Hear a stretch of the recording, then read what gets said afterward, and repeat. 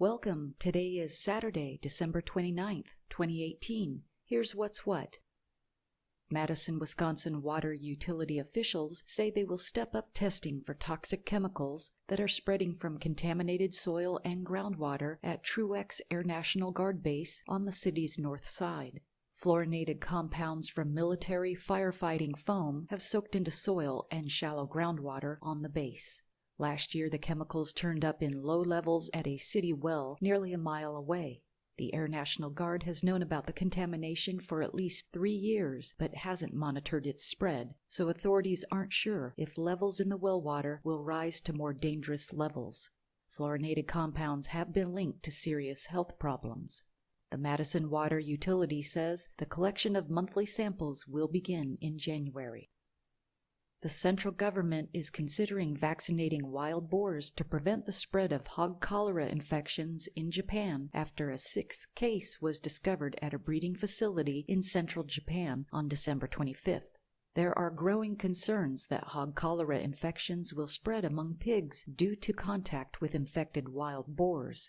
The Ministry of Agriculture is considering a plan to place food containing vaccines around the habitats of wild boars to prevent the spread of the infection to pigs and other animals. On December 25th, the virus was detected in 2 breeding hogs at a farm in the city of Seki. A total of 601 people were mobilized, including some self-defense force members at the request of the government for epidemic control work. The plan is to cull 7,800 pigs reared at the farm. This marks the first time such a large number of people were dispatched to control the spread of hog cholera infection. The operation is expected to be completed by next week, January 3, 2019. BevMo is warning that a data breach may have allowed a hacker to steal credit card numbers and other information from more than 14,000 customers who use the alcohol seller's website. The Concord, California-based company has notified the California Attorney General's office that someone was able to plant malicious computer code on its checkout page. BevMo says the code was designed to capture information from orders placed between August 2nd and September 26th. Company says the hacker potentially could have captured customers' names, phone numbers, and addresses, along with credit card and debit card numbers and security codes. BevMo says the code was removed and an investigation is underway. According to the USDA announcement, a new national bioengineered food disclosure standard, which requires mandatory labeling nationwide on foods that are or may be bioengineered, has been finalized. The standard, which has an initial implementation date of January 1, 2020, and a mandatory compliance date of January 1, 2022, defines bioengineered foods as those that contain detectable genetic material that has been modified through lab techniques and cannot be created through conventional breeding or found in nature. To avoid any ambiguity, the USDA has also created a master list of bioengineered foods to track what products will need to have disclosures.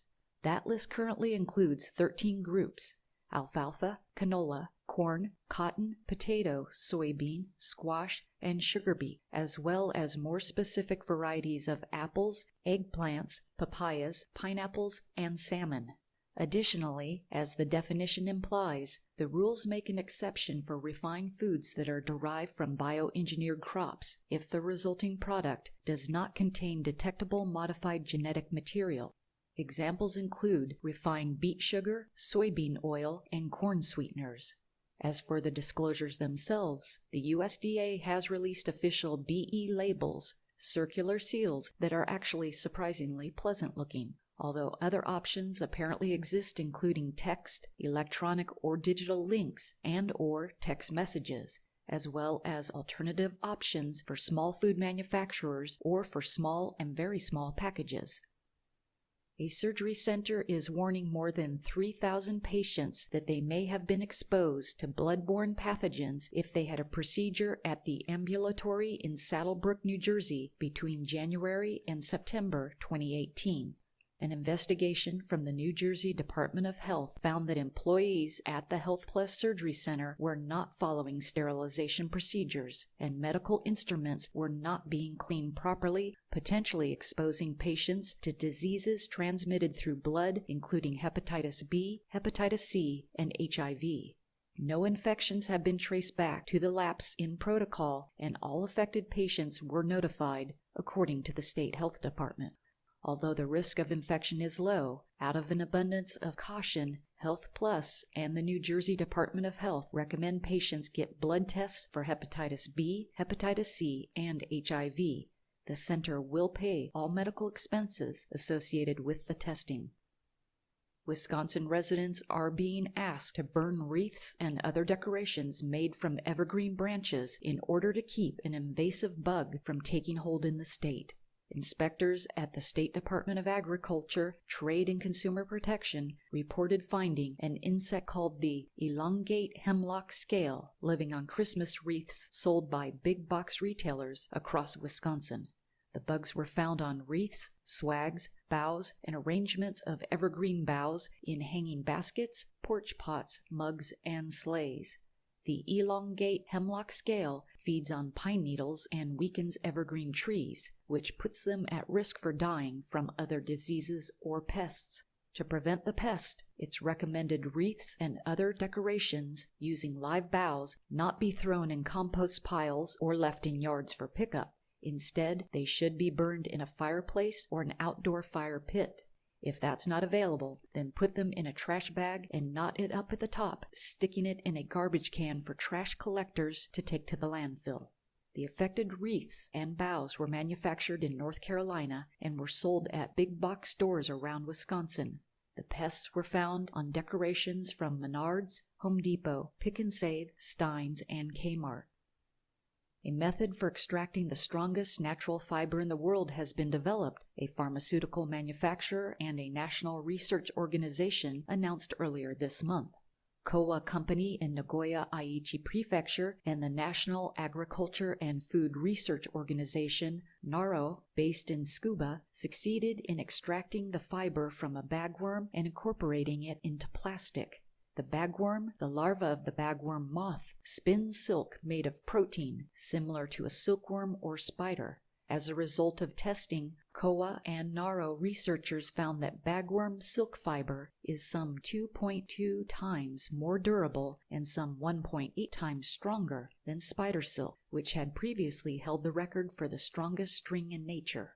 The silk also reportedly has other advantages, including heat resistance up to 340 degrees centigrade, 644 degrees Fahrenheit, and 1/5 the thickness of nylon thread. Turning to birthdays for today, December 29th. Jude Law is 46 today.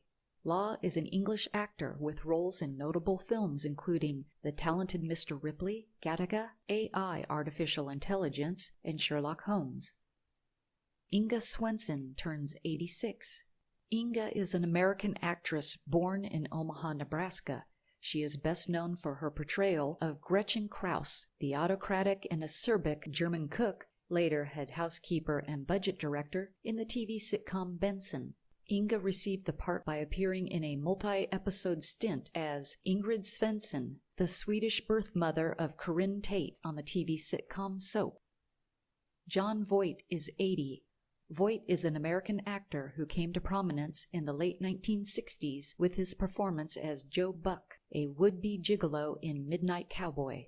During the 1970s, he became a Hollywood star with his portrayals of a businessman mixed up with murder in Deliverance, a paraplegic Vietnam veteran in Coming Home, and a penniless ex-boxing champion in the remake of The Champ. Voight is father to actress Angelina Jolie. Ted Danson turns 71. Danson is an American actor and producer who played the lead character Sam Malone on the sitcom Cheers, Jack Holden in the film 3 Men and a Baby, and Dr. John Becker on the sitcom Becker. Prosecutors say thousands of individuals and businesses were victims of a large-scale scheme in which ordinary corn and soybeans were fraudulently marked nationwide as certified organic. The U.S. Attorney's Office in Cedar Rapids, Iowa, said in a filing Wednesday that potentially tens of thousands were defrauded by Randy Constant and his associates into paying a premium for products that they didn't want. Constant and 3 others have pleaded guilty and are awaiting sentencing. Constant, who owned an Iowa grain brokerage, acknowledged that he sold $142 million worth of corn, soybeans, and wheat over a 7.5-year period that wasn't organic, despite his representations. Constant was aware that most of his product was grown using non-organic methods. The buyers included companies who processed the grain into other products that were marketed as organic. The Health Ministry identified 1,054 people from 879 companies on December 19th as victims of work-related diseases due to asbestos in fiscal 2017 that were qualified for compensation or damage relief.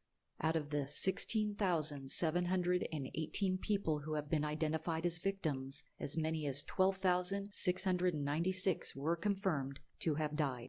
A total of 213 former and current employees of Mitsubishi Heavy Industries Limited's Nagasaki Shipyard and Machinery Works, based in the southern Japan city of Nagasaki, were certified for compensation, of which 70 had already passed away when they were acknowledged under the compensatory payment system. Among the certified, 126 suffered from lung cancer, 72 were inflicted with mesothelioma, and the rest had other kinds of diseases caused by asbestos. While 9 of those who worked at the shipyard were awarded compensation in fiscal 2016, 15 people were approved in fiscal 2017, including 4 that developed lung cancer and 10 who suffered from mesothelioma. This marks the first time a single company has produced more than 200 workers entitled for redress due to asbestos-related illnesses. Here is a WARN report summary: announced job layoffs and closures for January 2019 in Wisconsin. On January 2nd, Bimbo Bakery's facility will close, laying off 159 workers. Beechworth Windows will close January 7th, laying off 80. On January 9th, Intercontinental Milwaukee will lay off 115 employees. GE Global Operations will lay off 63 on January 12th. On January 22nd, Black Horse Carriers, Inc. will lay off 107 workers. And on January 31st, Kmart Corporation will close, laying off 75 employees. What happened on this date, December 29th? In 1170, Thomas Becket, the Archbishop of Canterbury, is murdered in Canterbury Cathedral by 4 knights of Henry II. Texas, comprised of the present state of Texas and part of New Mexico, Colorado, and Wyoming, is admitted in 1845 as the 28th state of the Union, with the provision that the area, 389,166 square miles, should be divided into no more than 5 states of convenient size. In 1890, the last major conflict of the Indian Wars takes place at Wounded Knee Creek in South Dakota, after Colonel James W. Forsyth of the 7th Cavalry tries to disarm Chief Bigfoot and his followers. Also on December 29th, Sears Roebuck president Julius Rosenwald pledges $20 million of his personal fortune in 1921 to help Sears through hard times.